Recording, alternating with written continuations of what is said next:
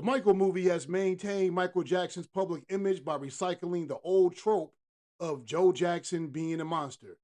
Does this movie represent truth? We'll find out on this live stream of the movie Insurrectionist.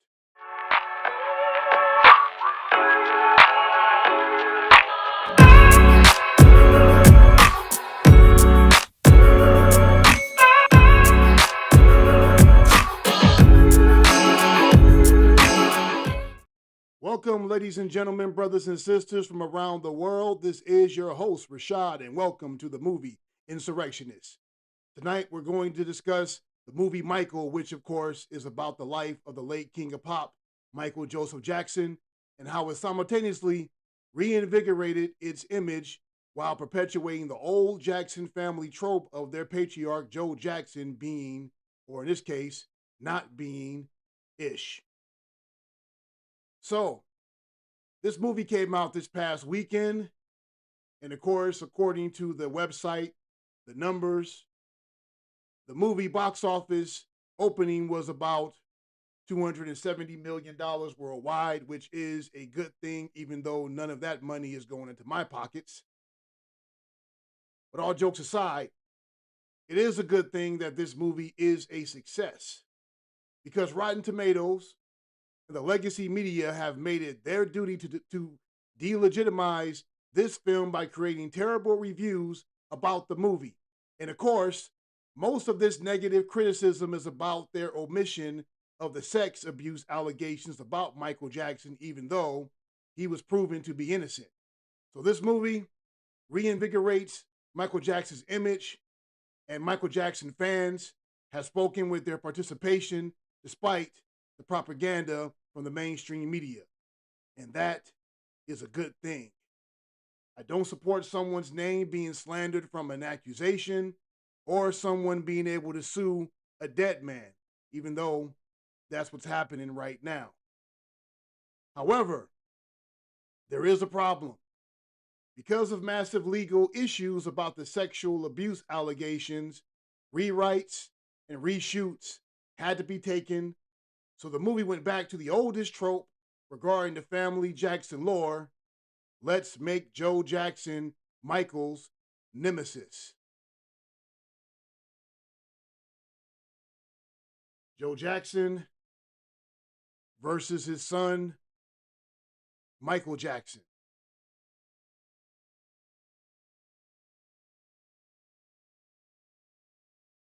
We have to ask the question, where in fact did this myth or this legend that Michael had all this animosity towards his father actually come from? Of course, most of the rhetoric about Joe Jackson began because of this interview you see right here on your screen. Back in 1993, Michael Jackson did an interview with none other than Oprah Winfrey. And in this interview, there were some very prying and probing questions that Oprah asked Michael. And he opened up a little bit about his experience with his father. Michael had been in hiding for about 14 years. Up to this point, he had become a recluse. And this was the first time he had did an interview in a very, very long time. And he gave Oprah an opportunity to interview him. And as she does, as her homegirl Gayle King actually does, they like to pit black people against each other and do the bidding of the racist white media. And this is no exception. So let me go ahead and play this for you. And we'll talk about what it is that we're seeing. Fair use. My father teased me, and I just hated it. I cried every day because of it. Your father would tease you about your Yes, pimples? he would tell me I'm ugly. Your father would say Yes, that? he would. Sorry, Joseph. Yeah. What's your relationship like with him? I love my father, but I don't know him. Mm-hmm. Are you angry with him for doing that? I think that's pretty cruel, actually. Am I angry with him? Now, in context of what she's saying, his father, Michael, is talking about in this interview when he was in his teen years, he had acne and he was very insecure about the way he looked. And of course, he had that classic wide African, West African nose, as most of us do as foundational Black Americans. But one thing that Oprah Winfrey doesn't speak about in terms of what Michael Jackson may be referring to is culture. In FBA culture, we tease each other. This is something that we do. This is something that goes all the way back to the plantations in terms of us teasing each other to make us psychologically tough.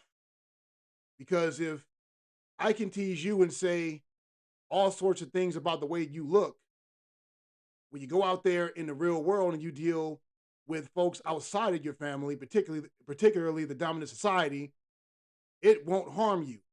That's the logic behind it. Oprah Winfrey, being from Mississippi, she understands this. She knows that. And I'm not saying that Michael Jackson's feelings are invalid,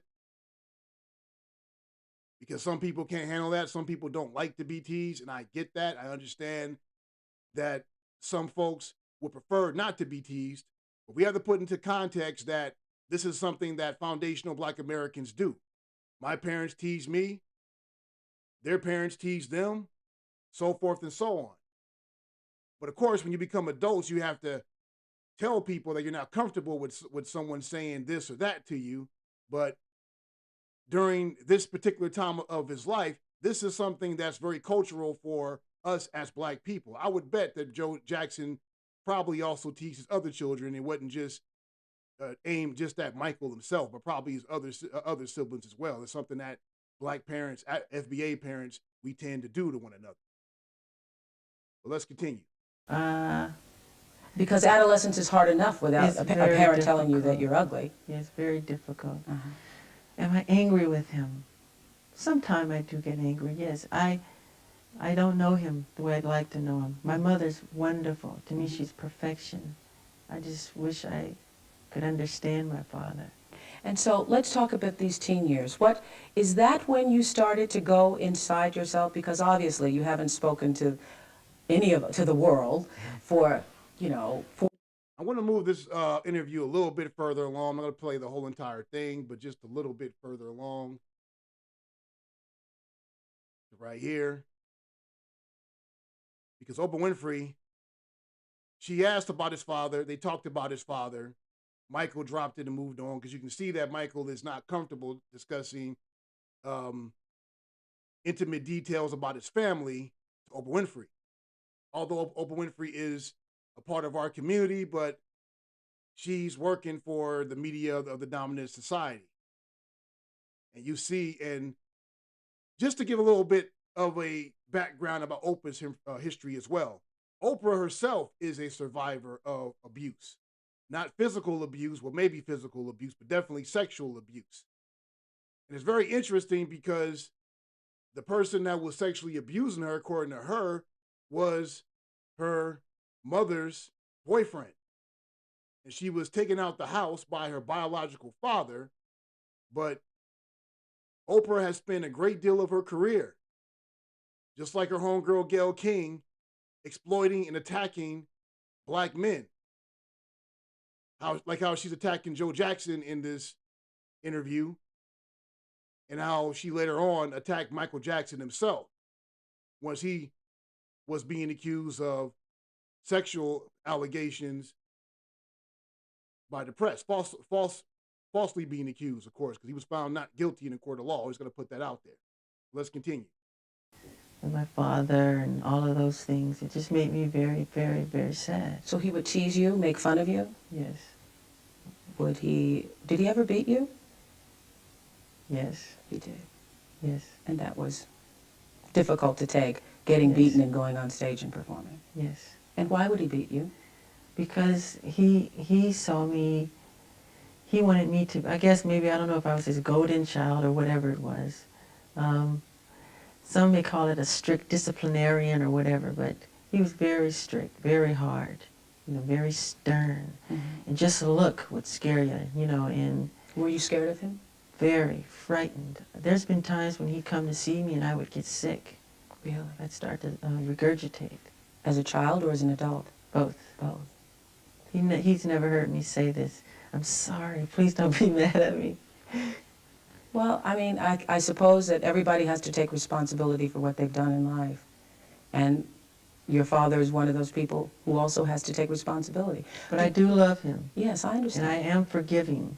Yes. You know, I don't go But around can with a you really check. forgive? I say this on my show all the time. Can you really forgive if you haven't gotten angry? If you haven't dealt with how you really feel? I don't know if you can go from having been abused to forgiveness. I do forgive. There's so much garbage and so much trash. Very interesting that Oprah Winfrey said that. Now, not at all minimizing what Michael Jackson said. I wasn't there, and I'll never tell any person how they should feel about how their parents treated them, especially if they feel that their parents may have gone too far. They may have abused them or disciplined them a little bit more harshly than they should have. But it's interesting on my part where I listen to Oprah Winfrey and she's twisted the knife. It's almost as if she's encouraging him not to forgive his father. Don't forgive him. I understand you love him, but don't forgive him. Is this really about Michael or is this about you, Oprah? This interview here, a lot of people never actually seen it and looked at it in context and telling you and revealing the background that I've already explained to Oprah Winfrey. It explains a lot in terms of why she's talking like this. Because see, here's one of the issues I've had with this interview. Not just with Oprah, but then when I heard Michael Jackson talk. If Michael Jackson was indeed being abused, and I'm not saying that what he's saying is a lie, his experience, why is it he's not holding his mother accountable? Or in the case of Oprah Winfrey, has she ever held her mother accountable in terms of what happened to her? Because they saw what happened, allegedly. They knew what was going on, allegedly. And none of them ever spoke up to say anything to the men that were abusing them or to stop it. They didn't call the authorities. They didn't step in. There was no discussion. All the blame is on the father. And I'm not saying that with the men that are in these people's lives, the blame shouldn't be on them if they actually did these things. But I'm also saying that for the other parent that was there, in the case of Oprah Winfrey, your mom was there and her boyfriend did these things to you. Why aren't you trying to hold her accountable for keeping her mouth shut and not stepping in to do something about it? These are the questions we have to ask. These are some of the questions that we actually have to ask. So moving along, in the next segment, we've heard time and time again how Michael Jackson hates Joseph and how he despised Joseph and he felt Joseph was the scum of the earth and Joseph did this and Joseph did that to him. But one of the things that the mainstream media never shows you is that Michael actually stood up for his father. He actually forgave his father. And he actually went ahead and explained in context why his father may have been the way that he was and so harsh on him and his brothers. Let me play this for you and let him talk for yourself. You'll see it. Fair use. Rather than focusing on what my father did not do, I want to focus on all the things he did do, on his own personal challenges. I want to stop judging him. I've started reflecting on the fact that my father grew up in the South, in a very poor family. He came of age during the Depression, and his own father, who struggled to feed his children, showed little affection toward his family and raised him. He raised my father and his siblings with an iron fist. Who could have imagined what it was like to grow up a poor black man in the South, robbed of dignity, bereft of hope, struggling to become a man in a world that saw my father as subordinate? I was the first black artist to be played on MTV. And I remember how big a deal it was, even then. And that wonder that he found it difficult to expose his feelings Is it any mystery that he hardened his heart, that he raised the emotional ramparts, and most of all, is it any wonder why he pushed his sons so hard to succeed as performers, so that they could be saved from what he knew to be a life of indignity and poverty? I have begun to see that even my father's harshness was a kind of love, an imperfect love, to be sure, but love nonetheless. He pushed me because he loved me, because he wanted no man to ever look down at his offspring. And now, with time rather than bitterness, I feel blessing. In the place of anger, I have found absolution. And in the place of revenge, I have found reconciliation. And my initial fury has slowly given way to forgiveness. Every one of us. As an adult and as a parent, I realize that I cannot be a whole human being, nor a parent capable of unconditional love, until I put to rest the ghost of my own childhood. Whoa. That's a different narrative than we've heard for years, because I've heard my entire life that Michael Jackson hated Joe Jackson. Michael Jackson reviled Joe Jackson. Michael Jackson had nothing but smoke for Joe Jackson. That's the way that people tell it. But see, the mainstream media never shows you this interview right here where he actually forgave his father and he actually understood his father. And what he's communicating right here, quite simply, is that he realized, just like himself and the rest of us, that Joe Jackson was nothing more than a victim of white supremacy.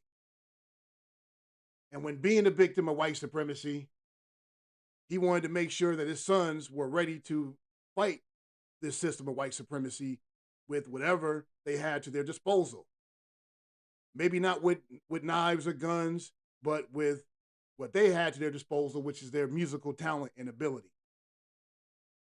That's what Michael Jackson realized moving towards the end of his life. And I ask people this question all the time. What man or boy doesn't have a love-hate relationship with their father? There's things that you like about your dad, and there's things that you probably will dislike about your dad and your parents in general, because they're human beings, they're people, they're flawed. But at the end of the day, their relationship was their relationship. And I'll never invalidate anything that Michael Jackson says about what happened to him, because I wasn't there. I can't sit up and say for absolute sure, but I know where he ended up, and I know the impact that he had on the world. And I would hope to believe, well, actually, I don't hope to believe, Michael Jackson said it himself, that Joe Jackson had something to do with that. And for those people that were close to him, Brooke Shields, Elizabeth Taylor, Liza Minnelli, or anybody else who's not a part of the FBA community, I got to ask you this question and say something to you. You are way out of depth to wag your finger at Joe Jackson in the terms of what he was able to accomplish and the obstacles that were set up in front of him. None of you out there had to deal with Jim Crow. None of you out there had to deal with slavery. None of you out there were born in the regulation in the segregated Jim Crow South, where your opportunities were limited. And once you had to leave the South to go to the North or to the West Coast, in the case of my grandfather, you found opportunities still limited for you just because you were black. He came from an era where black folks had to make opportunities for themselves and hearten him. And while you had a lot of men out there that gave up, they resorted to abandoning their families, drinking, doing drugs, checking out. Joe Jackson was determined to make sure that his kids had better than what he had, and he succeeded in doing that. And for that, I think that man deserves absolute respect. Brooke Shields can't ever understand that. Liz Taylor can't never understand that. Liza Minnelli can't understand that. And any of you that are not a part of the FBA community, you will never be able to understand that, because that's what we've had to deal with our entire lives. And Michael, I'm glad that he made that observation. That's a very astute observation from the king of pop. To give you further insight into what Joe Jackson was actually dealing with, because I'm a person who believes in evidence, not just in rhetoric, I'm going to show you guys from an article that came from the Changemakers that I looked up. It reads, Gary, Indiana begins to see fewer homicides as community leaders band together. I'm not going to read the entire article, but I'm going to read certain parts of it, because in this article, it talks about the problem with crime and poverty within Gary, Indiana, currently, and crime and poverty that existed in the decades before us. So in this article, there's one statement that says, nearly a decade earlier, in the mid-1990s, drives along Gary's Broadway Avenue were greeted by a grave warning, a billboard declaring in bold red letters, caution, you are currently in Gary, Indiana, 1993 murder capital of the nation. Proceed with extreme caution. At the time, Gary was home to roughly 119,000 people and endured 110 killings. His murder rate was 91 per 100,000 people, almost 10 times the national average. The city's violence underscored deeper issues rooted in Gary's dramatic shift from industrial prosperity to economic hardship. Very interesting statement. And you move further down, and this part right here, this actually concerns the Jacksons and the actions and probably motivated the actions of Joe Jackson for why they wanted to get out of Gary so badly. A former boomtown of the early 20th century, Gary reached its industrial peak in the 1970s when the Gary Steel Mill employed 30,000 people for the city's Black residents, which make up 70% of the population. Those jobs were ladders in the middle class. Within 2 decades, however, the workforce dwindled to 6,000 amid the erosion of the American steel industry, and the city's resulting economic downturn led to white flight and increases in poverty and crime.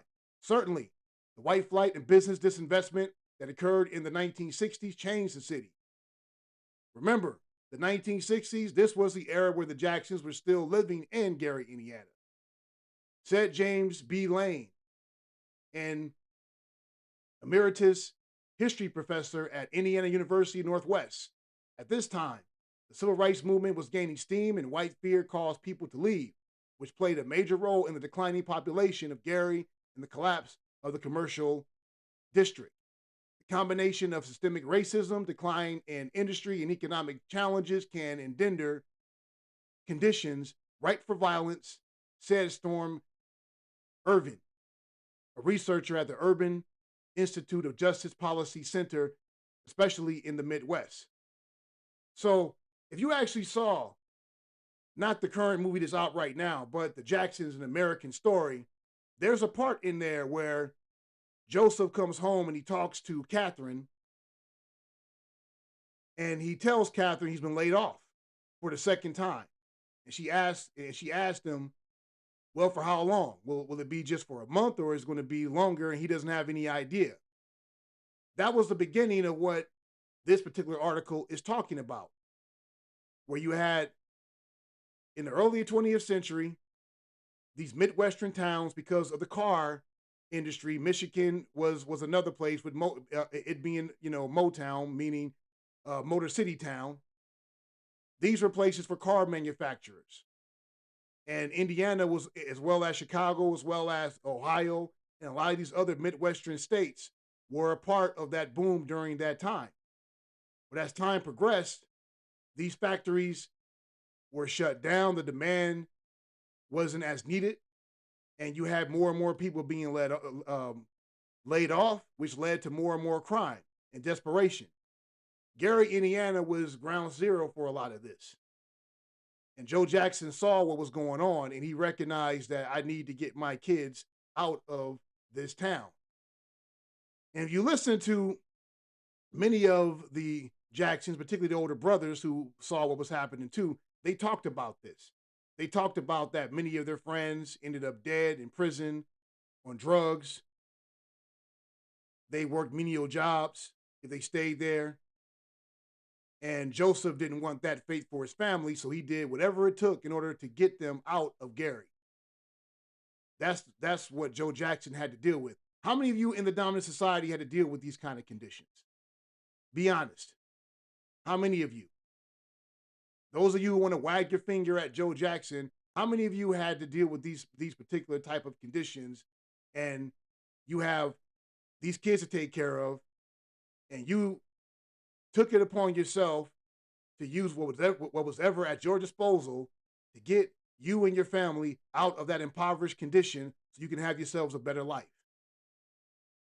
And of all those kids that he had 9 kids. None of them ended up on drugs. None of them went to prison. None of them became statistics. They the girls weren't on welfare, weren't having bastard kids. They didn't do any of those things. They all became icons. Every last one of them. That is from the efforts of Joe Jackson.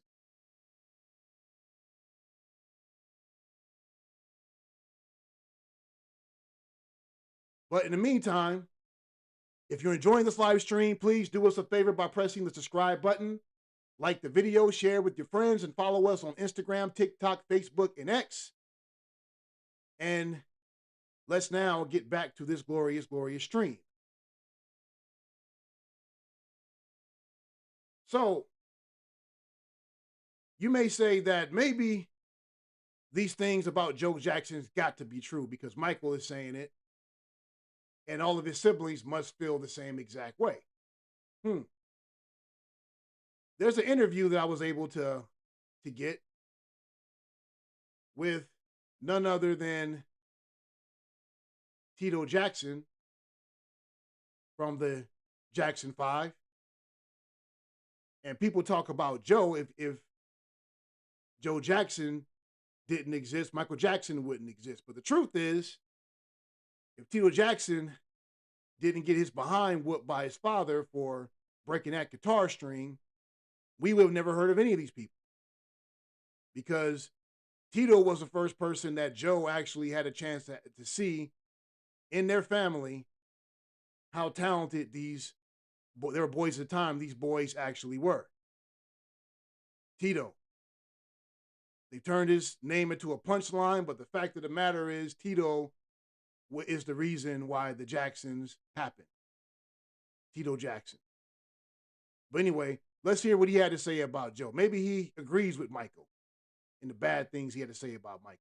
Maybe he agrees with him. Let's see what Tito had to say. Fair use. I will have an assessment of the way that you were raised. It's in the news, like people talk about, Joe and how he raised you. Did you feel any level of resentment? Did you think that was unnecessary or just what you needed? What I say about that is people can say what they want. I know my lifestyle. I respect people. People respect me. And my father was strict, but he had his reasons. You didn't think that those reasons were unreasonable. Oh no. I mean, come on, we're all black in here, just about. Just about. Once again, putting things into context, we're all here black, just about. Those of us in the African American community, the FBA community, we had to be honest about something. The way that Joe Jackson, the way he's been described, the way that he disciplined his kids was not uncommon in the black community during the era that Tito Jackson grew up. Tito Jackson is a little older than my mother and my father. He's around the age of my uncles and my aunts, but he's still of that generation. Old school black fathers that came from the silent generation, that's just what they did. They didn't believe in sparing the rod. You spare the rod, you spoil the child, was the saying. It came from the Bible. Now, in retrospect, was some of this behavior completely necessary all the time? Probably not. You probably had some parents that went overboard with it, and Joe Jackson may have even gone overboard with it. I don't know. I wasn't there. But we have to put this into context.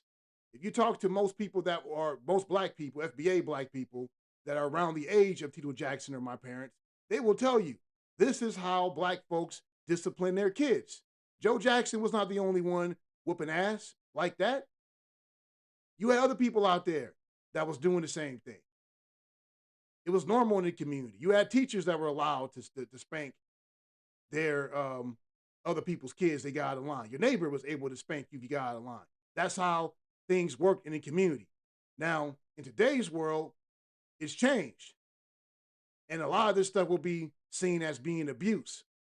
But we have to put all this into context instead of just putting out this narrative that Joe Jackson was a child abuser and not necessarily putting all of his behavior into cultural and historical context. Let's keep going. Everybody hit the white dude right there. He looks like a manager. Now, come on, we know what I'm saying. Right. You know, our parents didn't spare the rod, man. Right. You know, you Right. did something wrong, you was scared to go home. Right. So that's just the way it was. And that's I always thought, like, look, I can't. That man, I wasn't in that household, but I can say this: your name is written in the stars, and you have to have, to some degree, some Absolutely. level of appreciation for what got you there. Absolutely. So Totally. you were appreciative of it. Oh man, I've always said way back in the day that I think that my father did a fantastic job. I think he's one of the greatest men.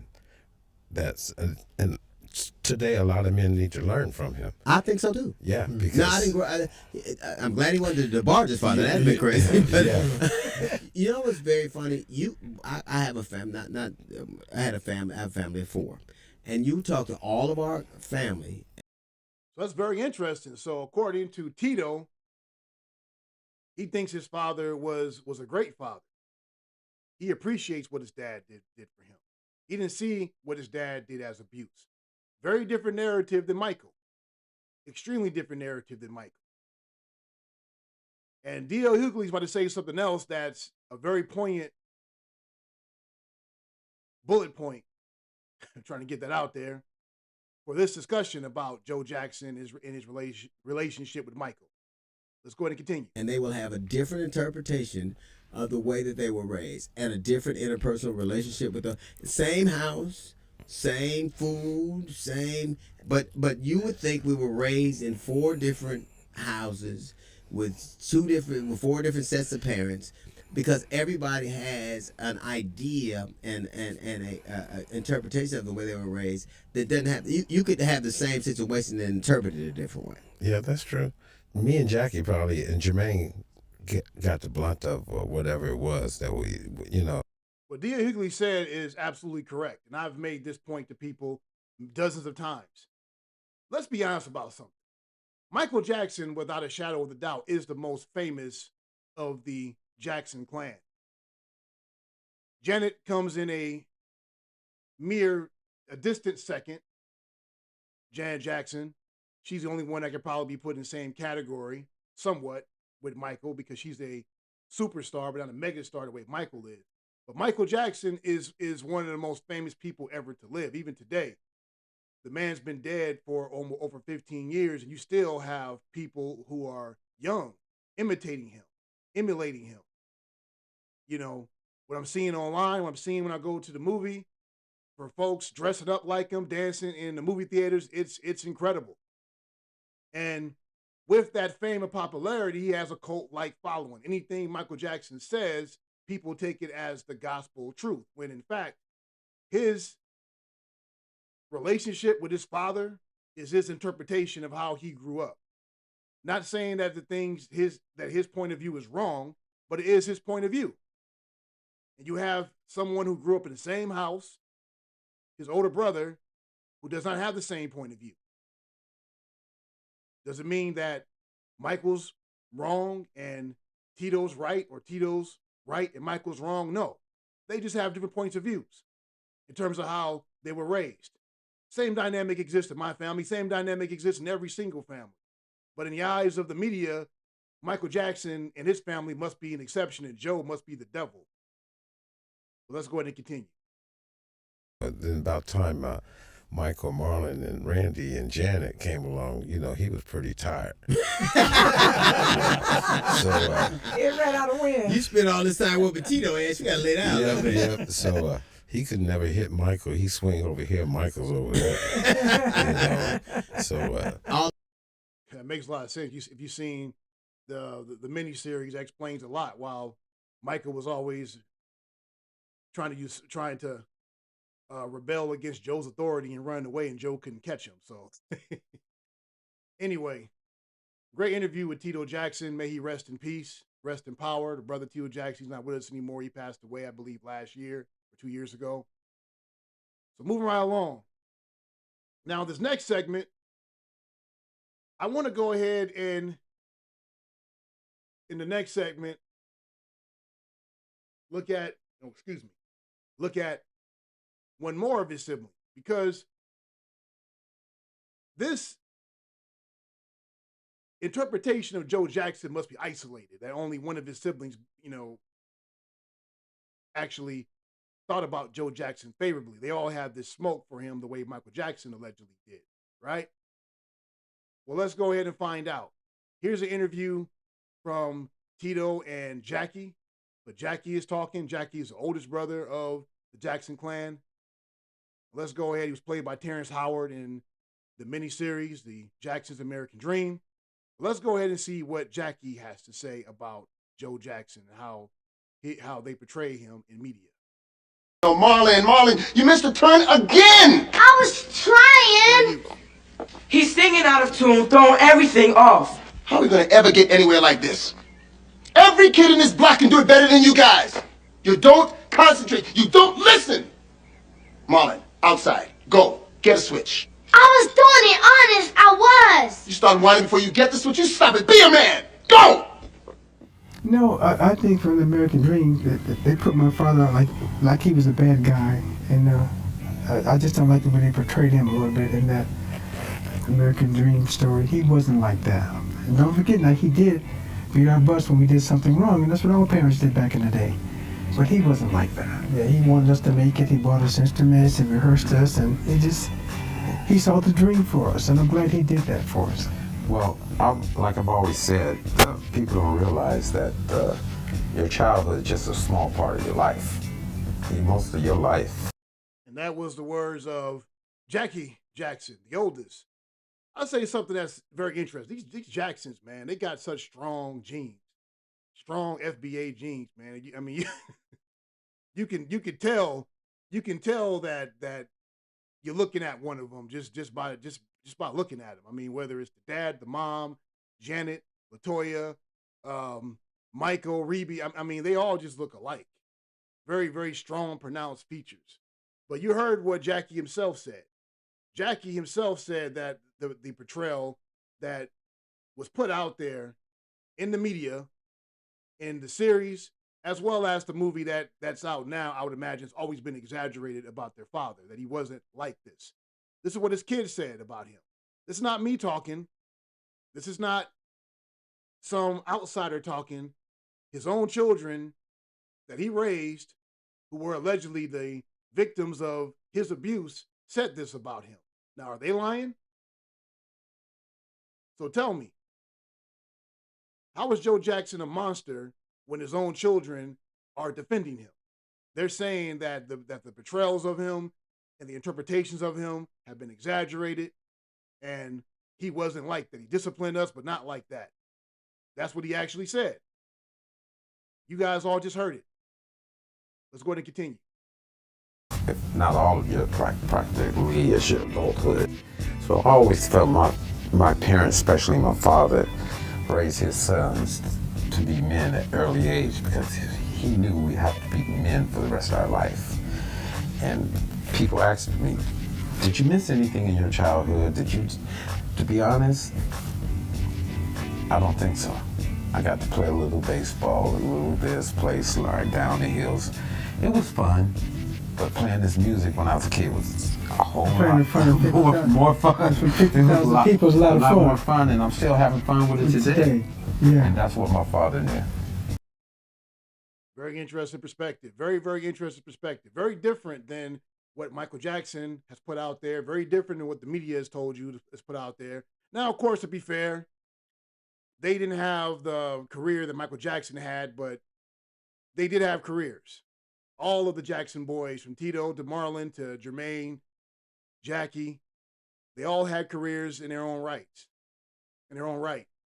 And this is what they had to say about their father. So I'm not saying that Joe Jackson wasn't a monster. His own kids are saying that he wasn't a monster, and the portrayal that you see in him in a lot of these movies and TV shows has been exaggerated in terms of how he actually was as a man. As a man. So this is how they saw Joe Jackson. Now, of course, I also liked imagery and documentation. There's something that always struck me as implausible to the belief that Michael hated his father.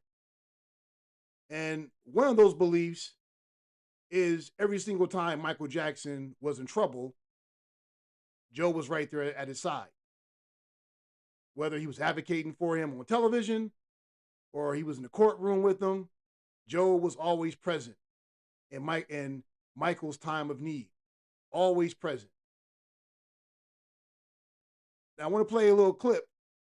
This is from a video of some of the interviews of Joe Jackson and just some of the times where he actually was right there with Michael. You can go ahead and see it for yourself. It's not just me talking. You see it for yourself. I'm going to go ahead and play it. Fair use. Everybody knows that. But did you ever worry that the perception of what he was doing wasn't good for him or his image? Pierce, Michael was a big old kid himself. He was still had the mind of a kid. But he loved kids so much, and things that they didn't have, he tried to help them to have it. No, it's nothing. You can hug a kid behind a closed door. There's nothing wrong with hugging a kid or nothing. But they so, I don't know what you call it here in America. You can't hug a kid, you can't spank him or nothing. You can twist anything when you want to. The media, they can twist anything they want to. Don't care if they don't like it, they're gonna try to fix it so you can fall down with it. Have you noticed that every time Michael got ready to release an album, this is before this came up. And for those of you out there who have openly said, those of you on Facebook, those of you in my comment section who say that Joe Jackson don't give a damn about his son, I challenge you about this. This does not seem like the actions of someone who doesn't care about his son. If he didn't care about his son, why is it every time his son was being accused of something, he was advocating for him? You heard it a couple of times. When the world was out there accusing him of being a PDF abuser, Joe Jackson was right there defending him in front of the entire world, whether it be in front of Piers Morgan, whether it be in front of Larry King, British press, American press. He always went out of his way to advocate for his son. That does not seem like the actions of someone that you don't love or care about. Just saying. They were always talking about it. Every time it got around with something bad came out in the press, sleeping in oxygen tent. What did oxygen tent? Yeah, that's what they were saying. The other things of it, they were so hyped up on his cosmetic surgery that he had done on his nose. Or the bones that he collected from the elephant. All this is not true. Anything to try to discredit him. And as the father of the search. I'm going to cut through this chase right here. Do you know how many Jewish people have plastic surgery? Find that very funny right there. Catherine, his wife, is trying to calm him down because she knows Joe wants to give them that work. He can't contain himself. But I find that very funny. Go ahead. They done more than anybody you want to say. You never complain about the Caucasian people going out in the sun, laying up in the sun, trying to get dark. We don't complain. The reason they do it is because they want to be darker. They don't like that color. They're not trying to be black or anything. They're not trying to be black. They just want to be darker. You know what? I think that people is calling them, they wacko themselves. because they should look on. You're getting upset about yes, that. Yes, I am getting upset because they should. It's two sides. They look on the other side of the story, but it makes me awful mad. You know, it makes me want to get my boys and go find some of these people. You know, and bring them back so law enforcement can do their job. You know. Yes. But You felt that kind of anger? Where you that. want to really go out on the street and get these people? Go and bring them back and get them straightened out. Something's wrong here because it seems as though no one takes that laugh at that. Very, very funny. Anyway, you guys get the point. You guys get what I'm saying about Joe Jackson. All the bad things that's happening to us. Are you saying that it's deliberate? Are you suggesting that this is a deliberate attack against your son? We're not saying the world is, but it could be one person. It could be one person. It could be, like my son Tito said, it could be one person. It is racism. It is. Catherine's not going to say it, but I will say it. It is racism. It is racism. We get the point, Joe.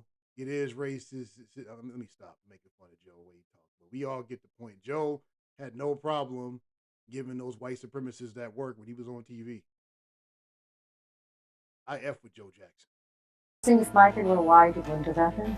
If it's racism, what do you say? I just said it's racism. Mm-hmm. Do you think if he's acquitted, he can resume his career? Of course. Daphne, the United States. Did you say Daphne? I think. This is just the United States. All the rest of the countries all over the world are very, very proud of Michael. It's here we have the most trouble out of it. Everybody out here, Daphne, comes up to me and said, Joe, we're with you on your son, and say he's a nice kid, and we've been watching him all these years, and he's been raised right. We're with you 100%. That's what they think. That's what they say. He has helped so many people. Wrong. They trust. Hey. During Michael's trial, the sex abuse trial, and you walking with him, outside almost every day to that courthouse, there was a real sense of pride on your face, and there's a picture of it right there. So not only Joe was ready to go to war over these people trying to destroy his son, but he was actually there protecting him in any way that he could and supporting him during his trial. These do not seem like the actions of a father who doesn't care about his son. It does not seem like the actions of a father who does not care about his son. But that's the narrative they want to put out there. They want to try to make Joe Jackson seem like he is the devil incarnate. He doesn't love Michael. All he cares about is how he can exploit him, blah, blah, blah. But I've just shown you examples of what his kids said about him, what Michael himself said about him, and his own actions in terms of how he went out of his way to defend his son and showing his paternal instincts as a father. So, in reality, Papa Joe wasn't as big of an adversary as people want us to believe. The mainstream media put that out there, but of course, he and Michael had their differences. But Michael, along with his other children, spoke positively about him and gave him grace. And during the darkest times of Michael's life, Joe was advocating for him in front of the press or being by his side in court. It does seem that this society has a vested interest in destroying Black families and the warrior class of FBA Black families, which are Black men, particularly Black fathers, whether it's Joe Jackson, Rocky Johnson, Richard Williams, Matthew Knowles, LeVar Ball, or Deion Sanders. The media loves to demonize strong Black fathers who create great and influential people within society. No matter whether you love Joe Jackson or hate Joe Jackson, there would be no Michael Jackson without Papa Joe's influence. Those were Michael Jackson's words, not mine. You just heard it. But some of you out there, you may think that I'm full of it. You may, in fact, disagree. So, I will open up the Zoom for anyone that wants to comment on my broadcast, and we can discuss this topic. Was Joe Jackson Michael's enemy? What do you say? Look within the description box over on YouTube for this live stream to find the link to the Zoom, and let's discuss it. This is the movie Insurrectionist.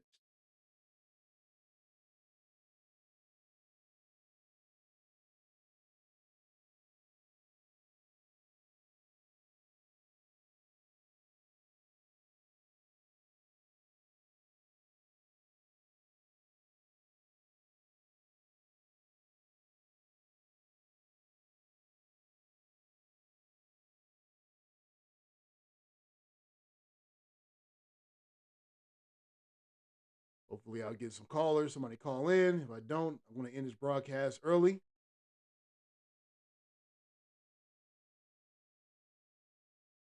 Thought this might be a very good discussion for us to have.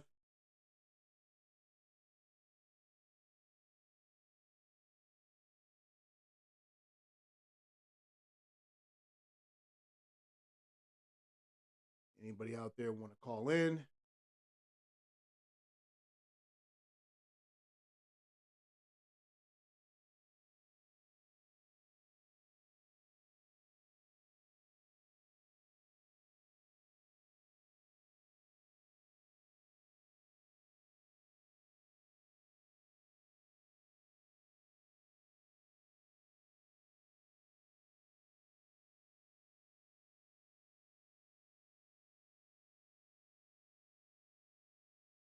About 10 more seconds. I want to go ahead and call it a day.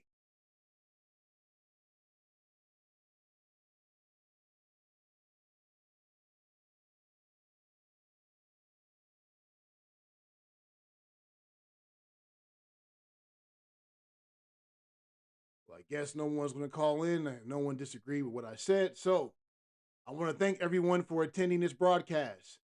Please do us a favor by pressing the subscribe button, like the video, share it with your friends, and follow us on TikTok, Facebook, Instagram, and X. And that includes this live stream. I am your host, Rashad, from the movie Insurrectionist. And remember, the theatrical release will never be televised. Until we meet again.